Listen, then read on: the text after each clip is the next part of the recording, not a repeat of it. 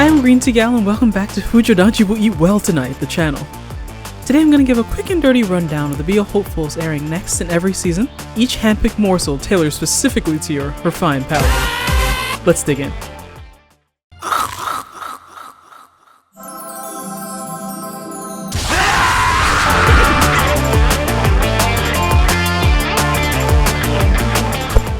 "2023's campfire cooking in another world with my absurd skill is finally back for seconds this fall.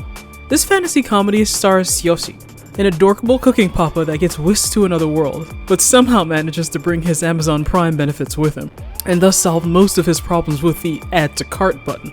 Then when they were all safe again, he would cook a sumptuous meal for himself and the sassiest, most gay-coded wolf I've seen since Bullet Bullet. Frankly, the number of dogmen dropping this year alone needs to be studied. By the end of Season 1, he had a little zoo worth of fantasy creatures to keep him company. But Season 2 has an actual humanoid Elrond, the quirky blonde elf joining the party, and he's already smelled what Yoshi is cooking. Give me peace. Now all anime cliche would say this ought to be a blonde elf waifu instead, but nope. I didn't expect my literal sausage fest to become a metaphorical one. But here we are, not one, but two more silly beefy guys thrown into the pot, taking the new male bestie count up to 3.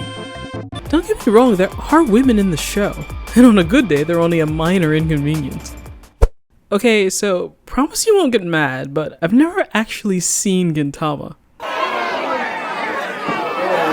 You need to leave! Okay, I promised to watch it later, but this new spin-off looks pretty fun. Apparently 3Z Ginpachi-sensei, the OG Gintama, was all a dream. This series picks up with Gintama as a chaotic but humble high school teacher, because anime can never leave the high school setting behind even in the post-apocalypse. The world is ending but my ass is still failing math. The fact that this premise doesn't even sound far-fetched but inevitable kinda proves my point. Judging from what little I've seen, Gintama original recipe got pretty out of hand, and the sheer amount of joke BL across its 9 fucking seasons could outzest most of the anime on this list combined. So even though the series is set in whatever passes for normal in the world of Gintama, the possibility of yes homo shenanigans is always on the table. I thought I'd have to wait a lot longer, but Council Wedding Rings is back this October, and one of my favorite ships of 2024 is back with it. The ride or die bestie Mars managed to survive every barrier bias curve Season 1 tried to throw at him, and if the show went that hard with the BLish subplot despite being an ecchi harem with 5 women in it, I'm looking forward to what they'll let slip into Season 2. Speaking of second seasons, Spring 2023's Aono Orchestra is also back in a few weeks. In case you forgot, Aono, a talented teen with a heavy dose of childhood trauma, joins the orchestra club and heals himself with music by taking up the violin once again. As a prodigy, Aono thinks he's hot shit until he meets the white hair phenomenon Psyche, who quickly becomes a friend, rival, inspiration, and possibly more across this season's 24 episodes. Especially by episode 15 when jealousy spills over into a feeling Aono had to skip school just to process. The something more they seem to feel towards each other was already cute but incredibly messy. And that's both before and after learning about their hoe of a father. So far the internet isn't giving me a whole lot to go on for season 2, but as it stands now, the boys have mostly muscled past that awkwardness and won't let a little thing like "help, I might be into my half-brother" stop them from making sweet music together. Since ancient? Wait, I have something for this. Since ancient times, the ninja and yakuza have been at war. But in the modern age, when a ninja befriends a gangster, can their burgeoning bromance shake up a 300-year grudge? I'm gonna go ahead and assume yes. Ninja to Gokudo labels itself a bromance before I even had a chance to. It's kinda nice to see a ninja fighting someone other than other ninjas for once. In a perfect world, well, this would have just been yaoi. But either way, I love a bond forged by fire. This looks equal parts the kind of guilty pleasure I won't feel at all guilty about. And the violent, hyper-masculine, adrenaline junkie version of Romeo and Juliet I didn't even know I wanted. Speaking of dreams come true, Disney Plus will finally bless our eyes with Twisted Wonderland, a very popular gothy mobile game getting the anime treatment on October 29th. It's kinda queer-coded, Tumblr-ass, occultish, Ikemen-filled drama that's instantly popular with the Black Butler crowd, i.e. me. Give me that shit. If I had to use pop culture math, it's Harry Potter plus the public school arc of Black Butler had a threesome with Kingdom Hearts. The actual Twisted Wonderland is home to the Great Seven, magical hotties that are yassified or gender-bent versions of 7 iconic Disney villains. And with their power, they do the most anime-coded thing ever. found 7 magic dorms at Night Raven College. But since this is anime, Yuka, and a kendo-loving high schooler, gets isekai'd to the world Enchanted style. But as a muggle, he immediately sticks out like a sore thumb. But instead of magic, he's got moxie. And unlike most isekai protags, he actually is trying to go home. Also, and I can't stress this enough, Twisted Wonderland is low-key a horny dating simulator, where the MC and all major characters are male, making the potential for BL set somewhere in the stratosphere. The Beefcake on Beefcake Battle Royale for the Future of Humanity is back with Record of Ragnarok Season 3. They're really gonna make me wait till December for the episodes to drop, but since the show made my best ships of 2023 list, what's a couple more months? I don't know if the show will have the time to gift us with a second ship or even continue the one they already started, but given the generally homoerotic and hyper-masculine setting, the odds are forever in our favor. Speaking of hyper-masculine, Golden Kamuy is back with a new movie and OVA.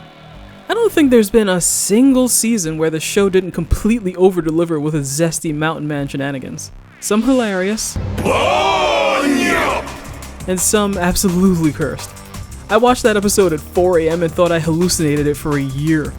But season after season, Golden Kamuy has consistently been one of the safest BL bets on my list. So period piece anime are trending again. Shibake's MC Ichitaro was sickly and rarely leaves the house. But one day he's privy to a murder that leads to a string of weird supernatural deaths in his town. And he decides to solve the case himself with the help of low-level demons that have always protected him for whatever reason. Just roll with it. Again, if we go by anime cliche, Shibake manages to give its softest of software MCs the gayest profession available, solving mysteries with supernatural help. And as a semi-historical fantasy, it's set in the gayest time in Japan's history, the Edo period. It even seems to have a mostly male cast. Saying this will definitely have yaoi in it at this point would be silly, but the number of anime that have given me this same vibe all turn out to be even more romantic than my tingling Fujo senses thought they'd be. So after 5 years of this series, I'm just gonna trust my gut on this one. So imagine a shonen anime version of The Santa Claus starring Tim Allen.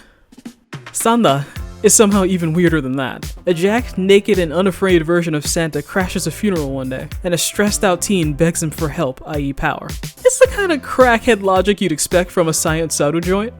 Bonus points for his new champion fighting naked, undead, unluck style.